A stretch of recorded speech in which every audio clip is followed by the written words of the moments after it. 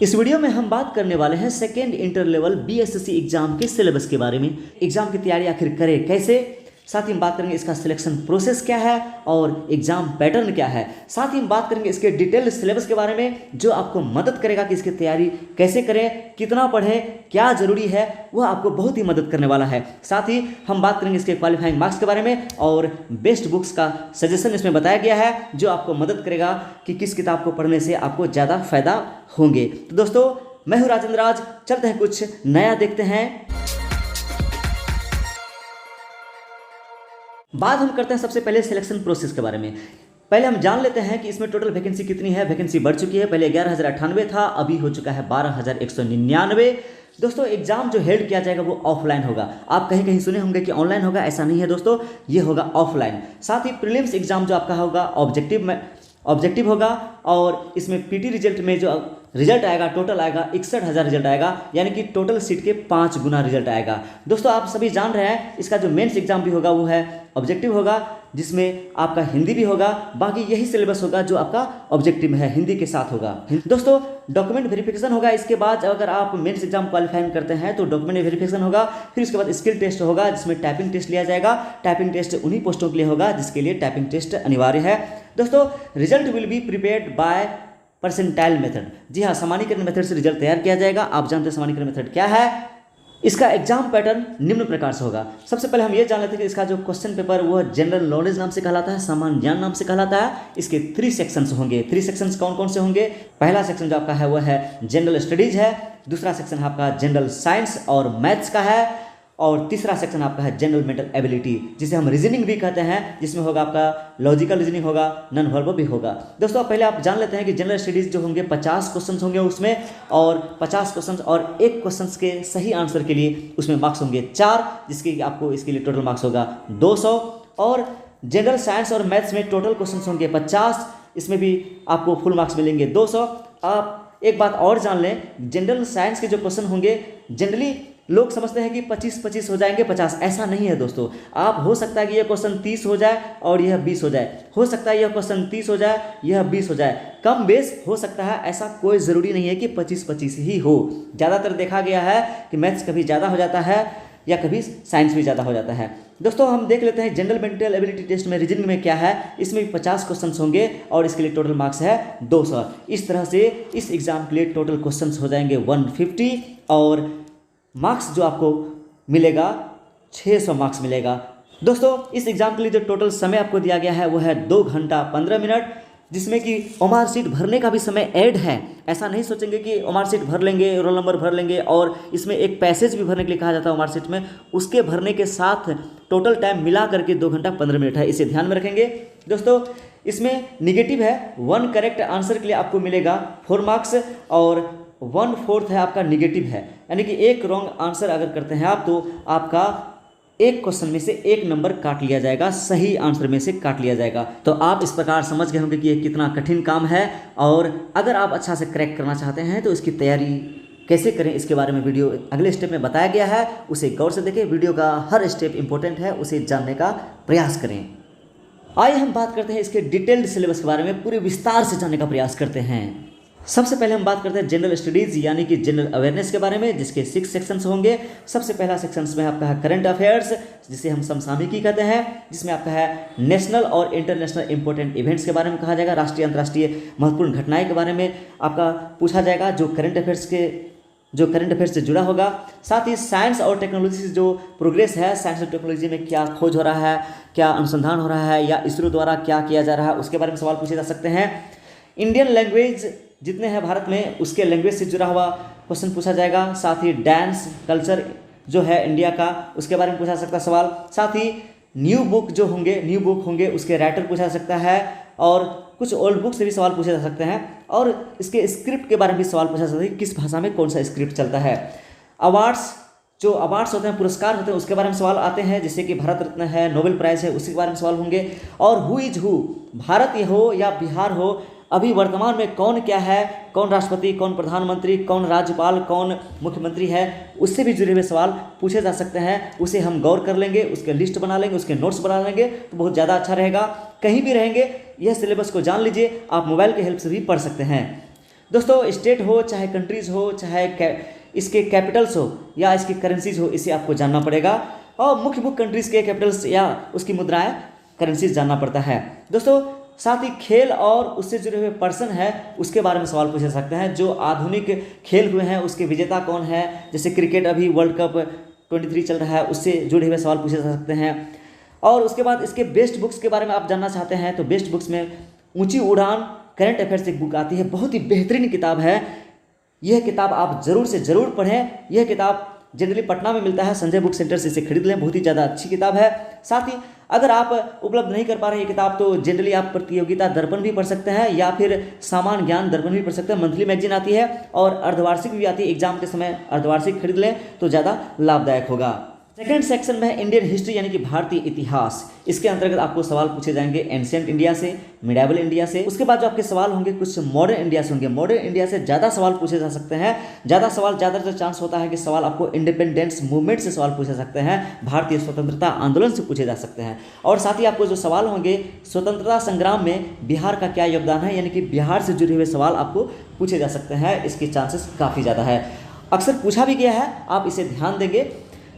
और अगर बेहतर नोट्स आप चाहते हैं तो बेहतर नोट्स के लिए हमारे इस चैनल से जुड़े और आप वीडियो ज़रूर से ज़रूर देखें और इसका PDF भी आप प्राप्त करें लिंक में। दोस्तों बेस्ट बुक्स के लिए मैं प्रोवाइड करूंगा लुसेंट जीके को ही। अभी भी ऐसे मार्केट में बहुत सारी बुक्स है, लेकिन लुसेंट जीके मैं प्रोवाइड करना चाहता हूं। और साथ ही इसके लिए एक उपहार प्रकाशन का एक किताब आती है भारतीय इतिहास, वह पढ़ लें, बहुत ज़्यादा है। उसका आप मॉडर्न जो हिस्ट्री है भारतीय आंदोलन में स्वतंत्रता संग्राम जो है वह बहुत ही ज़्यादा बेहतरीन है। जीके का तीसरा सेक्शन है Indian geography with Bihar. Bihar का भी ज्योग्राफी आपको पढ़ना बहुत जरूरी है, जिसमें कि आपको फिजिकल ज्योग्राफी पूछा जाएगा, भौतिक भूगोल कहते हैं जिसे हम, इंडिया के बारे में हो चाहे अपने नेबरिंग कंट्रीज जो हमारे पड़ोसी देश है उसके बारे में आप कुछ ज्योग्राफी आपको पूछा सकता है। ज़्यादा हार्ड सवाल पड़ोसी देशों के नहीं होंगे, सिंपल क्वेश्चंस होंगे, उससे जुड़े हुए मैपिंग से भी सवाल हो सकते हैं, उसे ध्यान देंगे हम।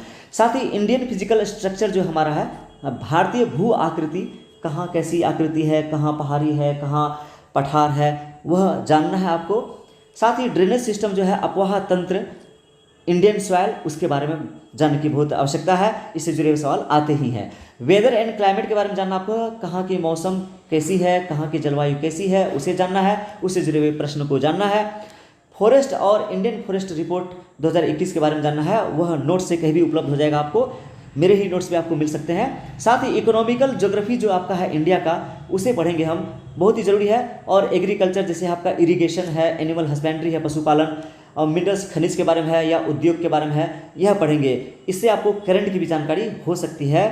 एनर्जी रिसोर्सेज के बारे में फिर देखेंगे हम लोग, जिसमें कि ऑयल रिफाइनरीज है, एटॉमिक एनर्जी है, सोलर विंड है, उसके बाद जियोथर्मल एनर्जी है, और भी कई एनर्जी है, उसे जानने का हम प्रयास करेंगे। और इंडियन ट्रांसपोर्टेशन है, जिससे कि रोड्स ट्रांसपोर्ट हो, सड़क हो, चाहे रेलवेज हो, वाटर हो, जल और एरोप्लेन्स हो। दोस्तों सेंसस ऑफ इंडिया, भारतीय जनगणना जो 2011 में हुआ था, उसे जानने का प्रयास कीजिए, वह बहुत ही इंपॉर्टेंट है, उससे सवाल 2-4 आते ही हैं। और उसके बाद शेड्यूल्ड कास्ट का परसेंटेज और किस राज्य में कौन सा शेड्यूल्ड कास्ट है, कौन सा SC है, वह जानिए। साथ ही बिहार कास्ट सर्वे हाल ही में संपन्न हुआ है, उसका सिंपल डिटेल्स जान लीजिए, उसके नोट्स भी देख लें तो ज़्यादा बेहतर रहेगा।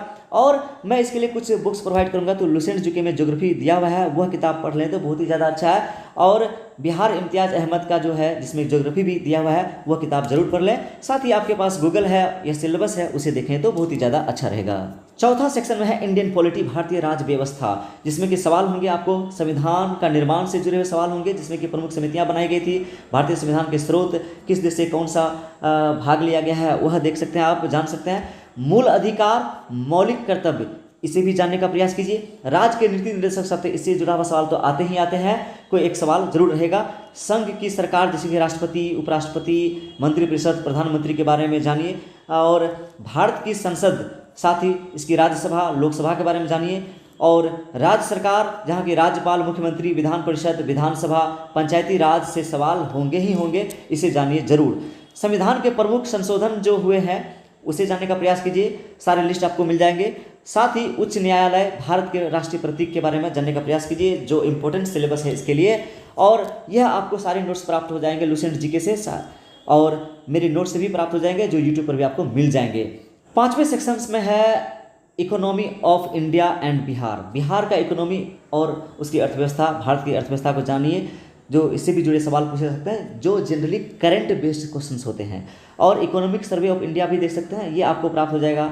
आपको पब्लिक इंफॉर्मेशन ब्यूरो यानी PIB वेबसाइट से भी प्राप्त हो जाएगा, और बिहार इकोनॉमिक सर्वे भी आपको प्राप्त हो जाएगा बिहार के वेबसाइट से, जो सरकारी वेबसाइट है GAD, वहाँ से भी प्राप्त हो जाएगा आपको। इसके लिए आप PIB वेबसाइट देख सकते हैं, बिहार GAD वेबसाइट भी देख सकते हैं। अगला सेक्शन है मिसलेनियस विविध सामान्य ज्ञान। यह क्वेश्चन आपको कहाँ मिलेगा, पहले जान लेते हैं इसका सिलेबस क्या है। भारत एवं विश्व में प्रथम पुरुष, महिला एवं अन्य, इससे भी 1-2 सवाल आ सकते हैं। इससे आप ये जो सेक्शन देख रहे हैं, इससे 5 सवाल निश्चित रूप से होंगे, गारंटी रहा मेरा इस बात का। भारत एवं विश्व में सर्वाधिक बड़ा, छोटा, लंबा और ऊंचा जान लीजिए। भारत प्रमुख देशों के प्रमुख चिन्ह क्या है, राष्ट्रीय स्मारक क्या है, राष्ट्रीय पशु पक्षी क्या है, वो पूछे जा सकते हैं सवाल। अंतर्राष्ट्रीय सीमाएं, मानचित्र की रेखाएं, जो अंग्रेजी में याद रखेंगे, जैसे कि आपको होता है समधूप रेखा को हम लोग क्या बोलते हैं, आइसोहेल कहते हैं, वह जानिए अंग्रेजी में ही, जो आपको प्राप्त हो जाएंगे लुसेंट जी के बुक से ही। यह सिलेबस देख लें, बहुत ही बेहतर बुक है, या उपहार जी से भी प्राप्त हो सकते हैं। उपहार जी छोटी किताब है, ज़्यादा फेमस बुक नहीं है, लेकिन यह जो जीके का कलेक्शन है यहाँ पर बहुत ही अच्छा है। प्रमुख देशों के सरकारी दस्तावेज से सवाल पूछे जा सकते हैं। विश्व की प्रमुख गुप्तचर संस्थाएं कौन सी है, जैसे कि इजराइल की गुप्तचर संस्थाएं कौन सी है, मसाद है, वह जानिए। विभिन्न देशों की संसद का नाम क्या है, उसे क्या नाम से जानते हैं। संयुक्त राष्ट्र संघ के बारे में जान लीजिए, इससे जुड़े हुए सवाल 1 या 2 होते ही होते हैं। राष्ट्रीय अंतर्राष्ट्रीय दिवस वो पूछे जाते हैं, 1 सवाल इससे तो निश्चित रूप से होते हैं। भारत के प्रमुख पर्यटन स्थल, विरासत स्थल, प्रमुख शोध संस्थान, उससे जुड़े हुए सवाल होते हैं। मेन क्वेश्चन है इसमें से पूछे जा सकते हैं, ज़्यादा नहीं पढ़ना इसके लिए है। प्रमुख वाद्य यंत्र और उसके वादक कौन है। शास्त्रीय नृत्य और उससे संबंधित कलाकार कौन है। लोक नृत्य और उसके कलाकार क्या है, उससे सवाल पूछे जा सकते हैं। प्रमुख व्यक्तियों के समाधि स्थल अक्सर पूछे जाते हैं, महात्मा गांधी के समाधि स्थल। लोकप्रिय उपनाम, किसी भी राजनेता हो उसके लोकप्रिय उपनाम क्या है, उसके बारे में पूछा जा सकता है सवाल। प्रमुख व्यक्तियों से संबंधित स्थान, प्रमुख कार्यों से संबंधित व्यक्ति, कौन से व्यक्ति कौन सा मुख्य कार्य किए हैं उससे। अगर ये सभी सवालों को आप जानना चाहते हैं तो इसके लिए बेहतर किताब है लुसेंट जी के और उपहार जी के। आप लुसेंट जी के पढ़ें, ज़्यादा अच्छा रहेगा। दोस्तों अब जो हमारा सेक्शन है वो है जनरल साइंस का। इसमें 3 सेक्शंस हैं, उसे गौर से देखते हैं। इसमें जो हमारा पहला सेक्शन है वह है फिजिक्स का, भौतिक विज्ञान का। इसमें आपका सिलेबस है फिजिकल क्वांटिटीज, यानी कि भौतिक राशियां और मापन, साथ ही उसके मात्रक से सवाल पूछे जाते हैं। साथ ही मैकेनिज्म, जिसमें कि यांत्रिकी, जैसे कि गति नियम, न्यूटन के गति नियम है उसे पढ़ना है। गुरुत्वाकर्षण है, कार्य, ऊर्जा, शक्ति, उसके बारे में सवाल पूछा सकता है। और साथ ही सवाल आपका होगा हीट से, उष्मा से, वेव से, तरंगों से सवाल होगा। साउंड चैप्टर से सवाल होगा, जो 9-10 की कक्षा में क्वेश्चन मिल जाएंगे, ये चैप्टर मिल जाएंगे आपको। लाइट्स, प्रकाशिकी से भी सवाल पूछे सकते हैं, 10वें चैप्टर है। इलेक्ट्रिक करंट और मैग्नेटिज्म से सवाल पूछे जाते हैं, जो 10वें है। विद्युत धारा एवं चुंबकत्व से सवाल पूछे जाते हैं। साथ ही मॉडर्न फिजिक्स से भी सवाल पूछे सकते हैं। इसके लिए जो बेस्ट बुक्स हम मानते हैं वो है दृष्टि साइंस बुक है। दृष्टि पब्लिकेशन की एक साइंस बुक आती है, बहुत ही बेहतरीन है, वह पढ़े तो ज़्यादा बेहतर है। साथ ही लुसेंट जीके में भी ठीक ठाक मटेरियल है साइंस के लिए, वो भी अच्छा है। और बाकी बाद में मैं नोट्स प्रोवाइड करूंगा, उसे आप यूट्यूब पर देख सकते हैं। साइंस का दूसरा सेक्शन है केमिस्ट्री, यानी कि रसायन विज्ञान। इसके जो मुख्य चैप्टर है वो है मैटर, यानी कि पदार्थ और उसके गुण। एटॉमिक स्ट्रक्चर, पदार्थ की रचनाएं और उसका जो रासायनिक बंधन है वह सवाल पूछा सकता है। परमाणु संरचना से सवाल हो सकता है। एसिड बेस, अम्ल और क्षार, धातु और अधातु से सवाल होंगे। क्लासिफिकेशंस, वर्गीकरण ऑफ एलिमेंट्स, तत्वों का वर्गीकरण से सवाल होंगे। उसके बाद क्या है, केमिकल रिएक्शन से सवाल होगा आपका, रासायनिक समीकरण से। कार्बन और इट्स कंपाउंड, इससे भी सवाल पूछे जा सकते हैं, जो आपको 10 क्लास के केमिस्ट्री चैप्टर में आपको प्रोवाइड हो जाएंगे। कुछ इंपॉर्टेंट एलिमेंट्स है वो पूछा सकता है, उसकी परमाणु संरचना हो, चाहे द्रव्यमान संख्या हो, चाहे उसका जो कंपाउंड क्या बनेगा वो कंपाउंड कुछ पूछे सकते हैं। इस कंपाउंड का सूत्र क्या होगा वो पूछा जाता है। साथ ही अगर आप बेस्ट बुक जानना चाहते हैं, इसके लिए दृष्टि साइंस की अच्छी बुक आती है, और लुसेंट जीके भी देख सकते हैं, या फिर आपको यूट्यूब पर मेरे नोट्स मिल जाएंगे। साइंस का तीसरा सेक्शन है बायोलॉजी, यानी जीव विज्ञान। इसके लिए जो मुख्य सिलेबस है वो है सेल, यानी कोशिका, टिश्यूज यानी उत्तक, उसके बारे में पढ़ना बहुत जरूरी है। और कौन आदमी कौन सा आविष्कार किए हैं, कौन से साइंटिस्ट क्या किए हैं, उसके बारे में जानिए। साथ ही क्लासिफिकेशन ऑफ लाइफ किंगडम है ना, वर्गीकरण, जीव का वर्गीकरण वह पढ़ें। साथ ही organ system of human body का ऑर्गन सभी सिस्टम जो तंत्र होते हैं, जैसे श्वसन तंत्र है, जैसे प्रजनन तंत्र है। साथ ही न्यूट्रिशन, पोषण, रेस्पिरेशन श्वसन, ब्लड सर्कुलेशन और रिप्रोडक्शन प्रजनन, ह्यूमन डिजीज मानव रोग के बारे में जानना बहुत जरूरी है सिलेबस में। साथ ही एग्रीकल्चर हो, चाहे एनिमल हस्बेंड्री पशुपालन हो, वह जानिए।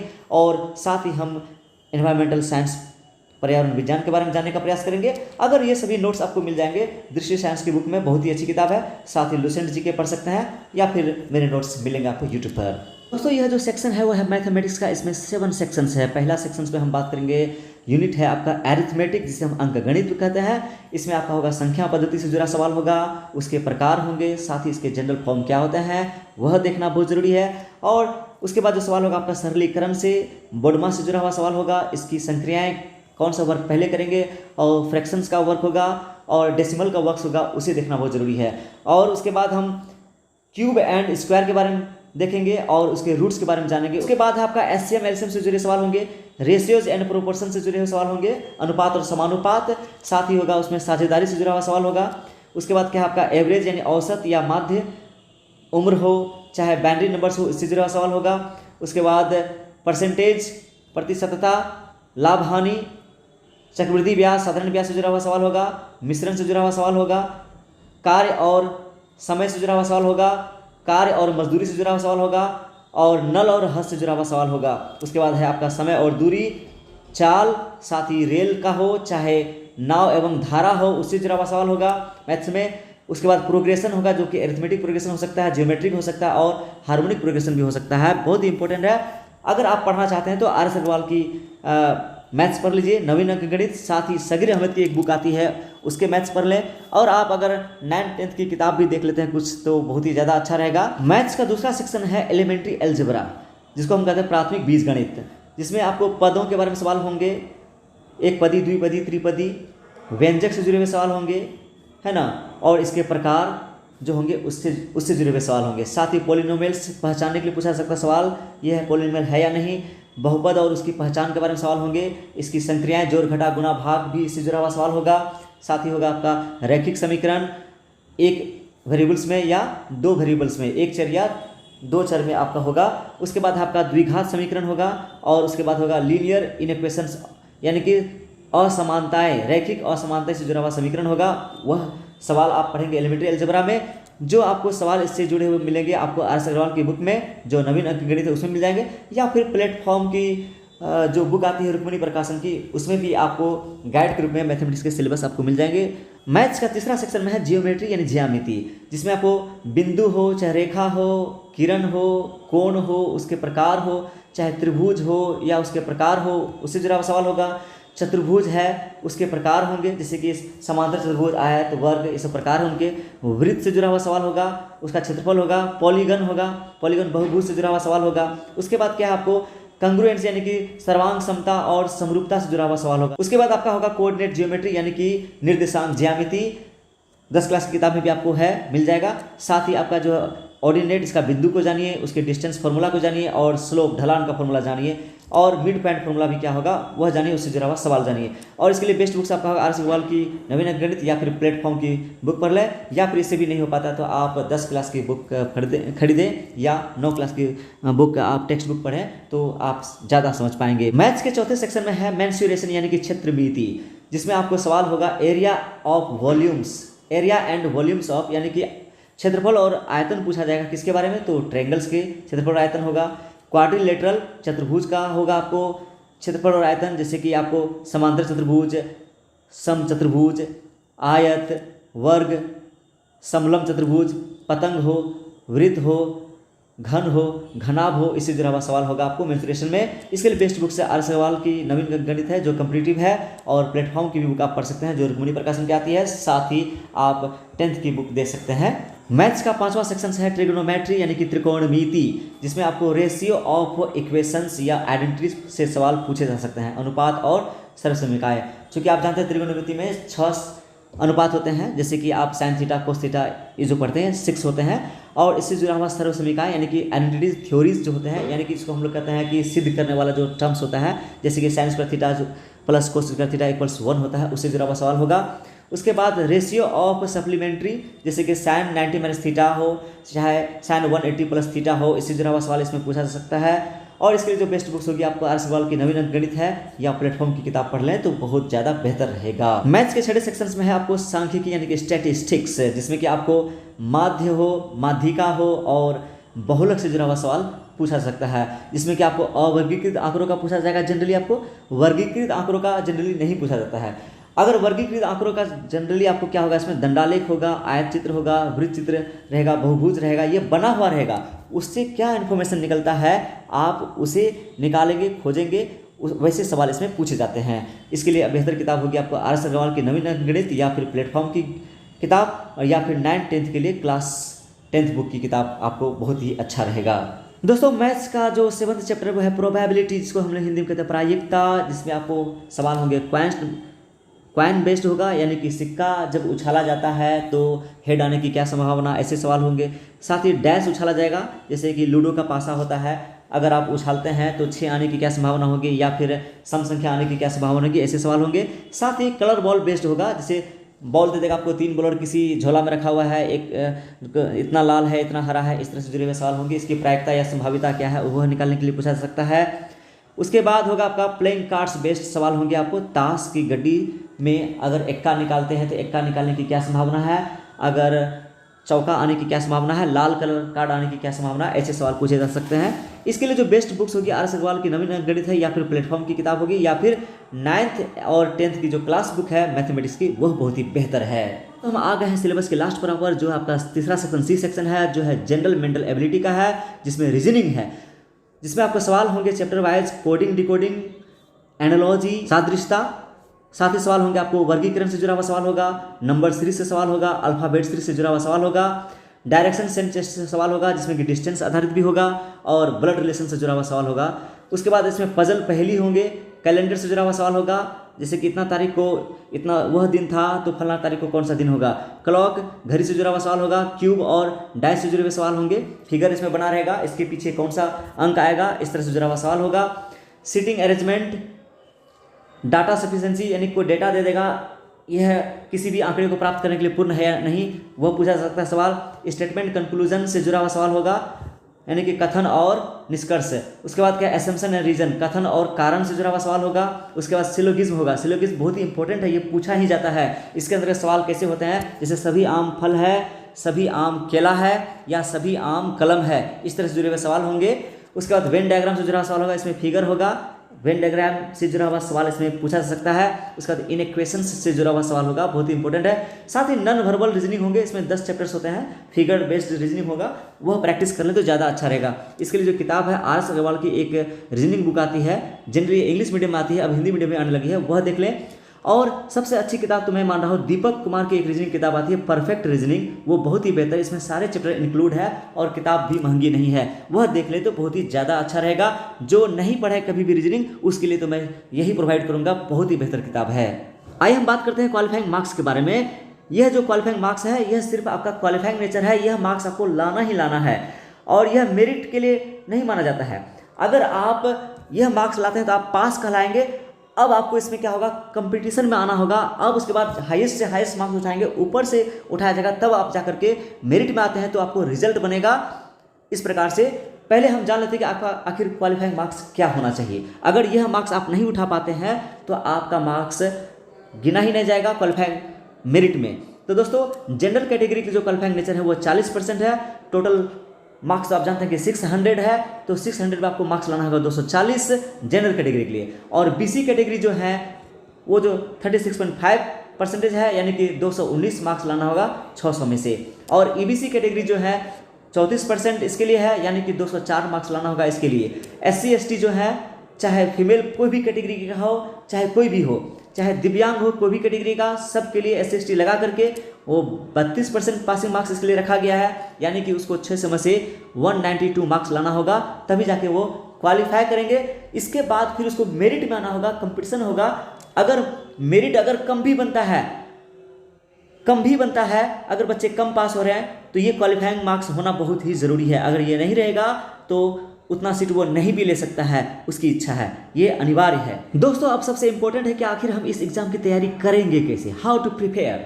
डेली चैप्टर वाइज आपको स्टडी करना होगा। जो आप सिलेबस देखें अभी तक है, उसके लिए आपको डेली चैप्टर वाइज स्टडी करना होगा। आपने सिलेबस को जाना है ऊपर वीडियो में, तो इसमें सबसे पहले आपको मैथमेटिक्स है, डेली कम से कम मैथ्स आप 1 घंटा पढ़िए, चैप्टर वाइज स्टडी कर लिए। आपको इससे क्या होगा, रिवीजन भी हो जाएगा, साथ ही आप नए नए क्वेश्चंस को भी देख पाएंगे, जो थ्योरी भूल चुके हैं आपको याद हो जाएगा। उसके बाद अगर पूरा पढ़ लेते हैं मैथमेटिक्स तो आपको फिर आप चैप्टर वाइज पढ़ने की जरूरत नहीं है। उसके बाद आपका है साइंस भी आपको डेली 1 आवर कम से कम पढ़ें तो बहुत ही ज़्यादा रहेगा अच्छा।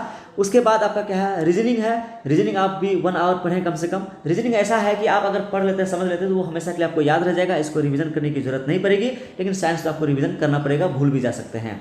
उसके बाद आपका है जनरल स्टडीज, डेली 2 घंटे कम से कम पढ़िए, क्योंकि यह सिलेबस इसका ब्रॉड है, बड़ा है, बहुत ही अच्छी तरह से देखें। और करंट अफेयर्स भी कम से कम 1 घंटा जरूर पढ़िए। करंट अफेयर्स से भी सवाल इसमें पूछे जा सकते हैं, 20 से 30 सवाल पूछे जाएंगे गारंटी रूप से, आप जरूर पढ़िए। और 1 साल का करंट अफेयर्स पढ़िए, 6 महीना तो निश्चित रूप से पढ़िए। उसके बाद जितना बैक जाते हैं तो थोड़ा थोड़ा जरूर मेन पढ़ा कीजिए। और कभी कभी क्या होता है, बिहार एसएससी पुराना करंट अफेयर्स भी पूछ जाता है, क्योंकि क्वेश्चन पुराना सेट रहता है और आप एग्जाम जाते हैं लेट से देने के लिए। लेट से मतलब हुआ कि एग्जाम लेट से लेता है, क्वेश्चन पहले से हो जाता है, बार बार एग्जाम डेट खिसकता जाता है। इस कारण से कभी कभी क्या होता है, पुराना करंट अफेयर्स भी पूछा जाता है।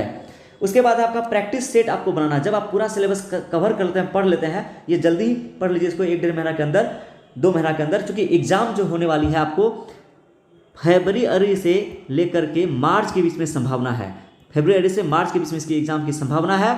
अगर इस महीना में नहीं ले पाता है तो अप्रैल में निश्चित रूप से यह एग्जाम ले लिया जाएगा, आप निश्चिंत रहें इसके लिए। पीटी एग्जाम पक्का ले लिया जाएगा आपको मार्च अप्रैल के बीच में ही। दोस्तों इसके लिए 1 सेट जरूर बनाइए, एक अल्टरनेटिव डेट पर। अगर आज आप एक सेट बना चुके हैं तो आप एक सेट आप परसों बनाइए, और कल क्या करेंगे तो सेकेंड डे आपको करना है क्या कि एनालिसिस करना है कि आपका कितना सही हुआ, कितना गलत हुआ, कौन सा क्वेश्चन गलत हुआ, क्यों गलत हुआ, उसका सही सॉल्यूशन क्या होगा, उसे ज़रूर देखें और उसे आप पढ़ लें अच्छी तरह से। और प्रैक्टिस सेट के लिए मैं प्रोवाइड करूँगा बुक 2 ही, किरण जो दिल्ली प्रकाशन की आती है, जिसमें कि सत्यनारायण जी की फोटो छपी रहती है, वो बेहतरीन किताब है। और साथ ही रुक्मणी प्रकाशन की जो पब्लिकेशंस की किताब आती है वह जरूर देखें। प्रैक्टिस सेट के लिए जो प्लेटफॉर्म का होता है वो बहुत ही इंपॉर्टेंट है, ये अच्छी किताब मानी जाती है। प्रिंट भी इसका अच्छा रहेगा, किरण का प्रिंट ज़्यादा अच्छा नहीं होता है, लेकिन ये किताब, इसका कलेक्शन अच्छा होता है, किताब अच्छी होती है। उम्मीद है वीडियो आपको बहुत पसंद आया होगा। Thanks watching to watch this video. Please like कीजिए, कमेंट कीजिए, साथ ही हमारे चैनल को सब्सक्राइब कीजिए और साथ ही शेयर करना ना भूलें। बहुत बहुत धन्यवाद हमारे वीडियो पर बने रहने के लिए।